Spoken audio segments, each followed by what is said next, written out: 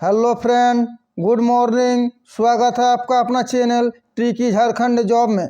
तो दोस्तों, मैंने आज आपके लिए साइंस के टॉप 25 क्वेश्चन को लेके आया हूं, जो कि होने वाली आगामी परीक्षा के लिए अति महत्वपूर्ण है। इससे पहले बता दें, आप यदि हमारे चैनल पर नए हैं तो प्लीज़ चैनल को सब्सक्राइब, वीडियो को लाइक और दोस्तों में शेयर अवश्य कर दें। बहुत मेहनत करता हूं, तब जाके आप लोग के लिए मैं क्लास को ला पाता हूं। तो चलिए शुरू करते हैं क्वेश्चन नंबर 1 को। प्रकाश तरंग किस प्रकार की तरंग है, बताइए। प्रकाश तरंग किस प्रकार की तरंग है? तो राइट आंसर को लेते हैं ऑप्शन ए, प्रकाश तरंग अनुप्रस्थ तरंग है। चलते हैं क्वेश्चन नंबर 2 की ओर। प्रकाश छोटे छोटे कणों से मिलकर बना है, जिसे कहते हैं, बताइए क्या कहते हैं। प्रकाश छोटे छोटे कणों से मिलकर बना है, जिसे कहते हैं। तो राइट आंसर को लेते हैं ऑप्शन डी, उसे फोटॉन कहा जाता है।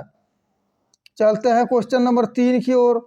प्रकाश का तरंग सिद्धांत किसके द्वारा प्रतिस्थापित किया गया था, बताइए। प्रकाश का तरंग सिद्धांत किसके द्वारा प्रतिस्थापित किया गया था? तो राइट आंसर को लेते हैं ऑप्शन बी, हाइगेंस के द्वारा प्रकाश का तरंग सिद्धांत को प्रतिस्थापित किया गया था। प्रकाश एक प्रकार की विद्युत चुंबक की तरंग है, यह सर्वप्रथम किसने बताया, बताइए। प्रकाश एक प्रकार की विद्युत चुंबक की तरंग है, यह सर्वप्रथम किसने बताया? तो राइट आंसर को लेते हैं ऑप्शन डी, ग्रेमाल्डी ने बताया था। चलते हैं क्वेश्चन नंबर 5 की ओर। किसी अवरोध की किनारे से प्रकाश का मुड़ना क्या कहलाता है, बताइए। इंपॉर्टेंट क्वेश्चन है। और बता दूं दोस्तों, मैं साइंस के हर एक वो टॉपिक आप लोग के सामने लेके आऊँगा, जिससे आगामी परीक्षा में आपको क्वेश्चन पेपर में क्वेश्चन देखने को मिलेगा। और ये प्रकाश चैप्टर से टॉप 25 क्वेश्चन का पार्ट ए लेके आया हूँ। बता दें, इसका पार्ट भी आएगा। तो किसी अवरोध की किनारे से प्रकाश का मुड़ना क्या कहलाता है?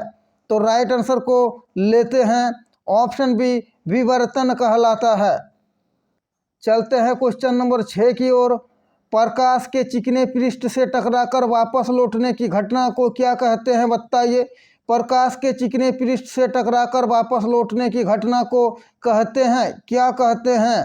तो राइट आंसर को लेते हैं ऑप्शन बी, प्रकाश का परावर्तन कहते हैं।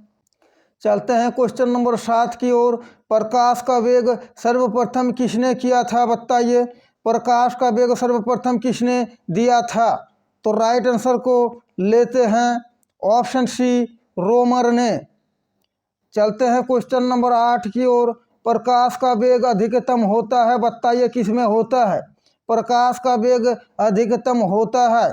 तो राइट आंसर को लेते हैं ऑप्शन बी, प्रकाश का वेग अधिकतम निर्वात में होता है। चलते हैं क्वेश्चन नंबर 9 की ओर। माध्यम के तापमान में वृद्धि के साथ प्रकाश की गति में क्या होती है, बताइए। माध्यम के तापमान में वृद्धि के साथ प्रकाश की गति में क्या होती है? तो राइट आंसर को लेते हैं ऑप्शन सी, वैसी ही रहती है। यानी माध्यम के तापमान के वृद्धि से प्रकाश की गति पर कोई प्रभाव नहीं पड़ती है। चलते हैं क्वेश्चन नंबर 10 की ओर। इससे पहले बता दें, आप यदि हमारे चैनल पर नए हैं तो प्लीज़ चैनल को सब्सक्राइब, वीडियो को लाइक और दोस्तों में शेयर अवश्य कर दें और बेल आइकन को दबा लें, ताकि हमारे क्लास का हर एक नोटिफिकेशन आप तक पहुंचे और आपको ज़्यादा से ज़्यादा फायदा हो। और आप हमारा यदि पिछला झारखंड का टॉपिक वाइज और सेट क्लास को नहीं देखे हैं तो चैनल का प्लेलिस्ट में जाके देख सकते हैं। चंद्रमा से पृथ्वी तक आने में प्रकाश को लगभग कितना समय लगता है? चंद्रमा से पृथ्वी तक आने में प्रकाश को लगभग कितना समय लगता है? तो राइट आंसर को लेते हैं ऑप्शन सी। और सूर्य का प्रकाश यदि पृथ्वी तक आने में लगा समय आपसे पूछा जाए तो 8 मिनट 16 सेकंड लगता है। चलते हैं क्वेश्चन नंबर 11 की ओर। सूर्य ग्रहण कब होता है, बताइए। सूर्य ग्रहण कब होता है? तो राइट आंसर को लेते हैं ऑप्शन ए, जब चंद्रमा बीच में हो, यानी सूर्य और पृथ्वी के बीच चंद्रमा हो तब सूर्य ग्रहण लगता है। चलते हैं क्वेश्चन नंबर 12 की ओर। पूर्ण सूर्य ग्रहण का अधिकतम समय कितना होता है? पूर्ण सूर्य ग्रहण का अधिकतम समय कितना होता है? और आप अभी तक क्लास को लाइक नहीं किए हैं तो लाइक अवश्य कर दें। तो राइट आंसर को लेते हैं ऑप्शन बी, 460 सेकंड लगता है। चलते हैं क्वेश्चन नंबर 13 की ओर। चंद्र ग्रहण घटित होता है, बताइए चंद्र ग्रहण कब घटित होता है? तो राइट आंसर को लेते हैं ऑप्शन बी, पूर्णिमा के दिन। और बता दें दोस्तों, सारे क्वेश्चन मोस्ट इम्पोर्टेंट और सिलेक्टेड है।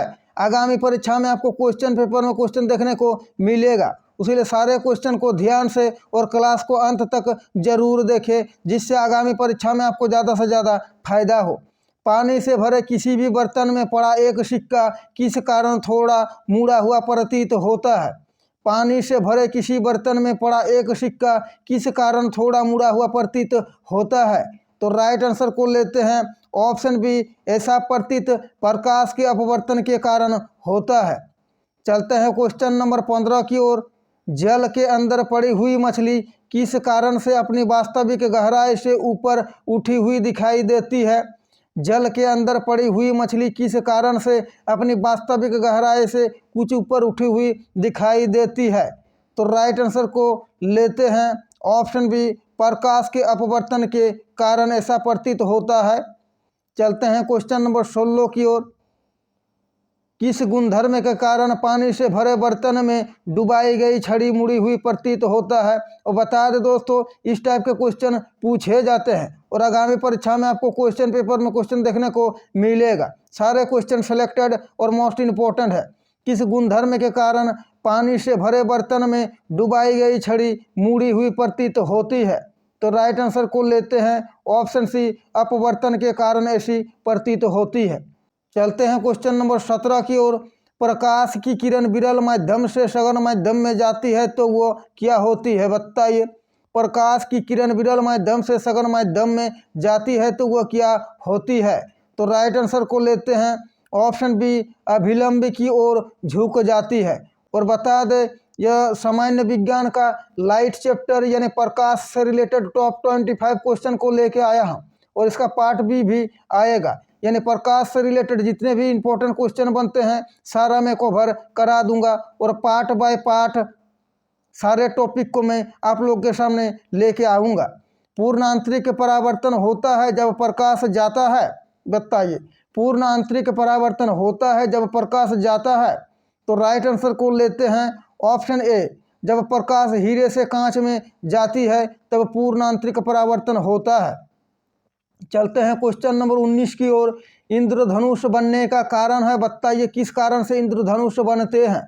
इंद्रधनुष बनने का कारण है, तो राइट आंसर को लेते हैं ऑप्शन ए, वायुमंडल में सूर्य की किरणों का जल के बूंद में द्वारा परावर्तन, इसके कारण इंद्रधनुष बनते हैं। चलते हैं क्वेश्चन नंबर 20 की ओर। इंपॉर्टेंट क्वेश्चन है, मृग तृष्णा उदाहरण है, बताइए किसका उदाहरण है? मृग तृष्णा उदाहरण है, तो राइट आंसर को लेते हैं ऑप्शन बी, पूर्ण आंतरिक परावर्तन का उदाहरण है मृग तृष्णा। चलते हैं क्वेश्चन नंबर 21 की ओर। पेट अथवा शरीर के अन्य आंतरिक अंगों के अन्वेषण के लिए प्रयुक्त तकनीक एंडोस्कोपी आधारित है, बताइए किस पर एंडोस्कोपिक आधारित है?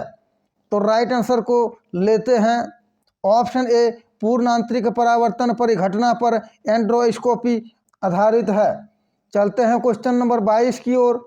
प्रकाशिक तंतु में किस सिद्धांत का उपयोग किया जाता है? बस आप हमारे चैनल से जुड़े रहे, मैं साइंस का हर एक टॉपिक को आप लोग के सामने लेके आऊँगा। प्रकाश तंतु में किस सिद्धांत का उपयोग किया जाता है? तो राइट आंसर को लेते हैं ऑप्शन डी, पूर्ण आंतरिक परावर्तन। चलते हैं क्वेश्चन नंबर 23 की ओर। प्रकाश से आंतरिक परावर्तन हो सकता है, यदि प्रकाश, बताइए कहाँ से कहाँ जाए? प्रकाश से आंतरिक परावर्तन हो सकता है यदि प्रकाश कहाँ से कहाँ जाए? तो राइट आंसर को लेते हैं ऑप्शन सी, जब प्रकाश कांच से वायु में जाए तो प्रकाश का आंतरिक परावर्तन होता है। चलते हैं क्वेश्चन नंबर 24 की ओर। इंद्रधनुष किस परिघटना के कारण होता है, बताइए? और आप अंत में बताइएगा आपको ये प्रकाश चैप्टर का सारे क्वेश्चन कैसा लगा, और आपका 25 में से कितने क्वेश्चन सही हुए हैं। इंद्रधनुष किस परिघटना के कारण होता है?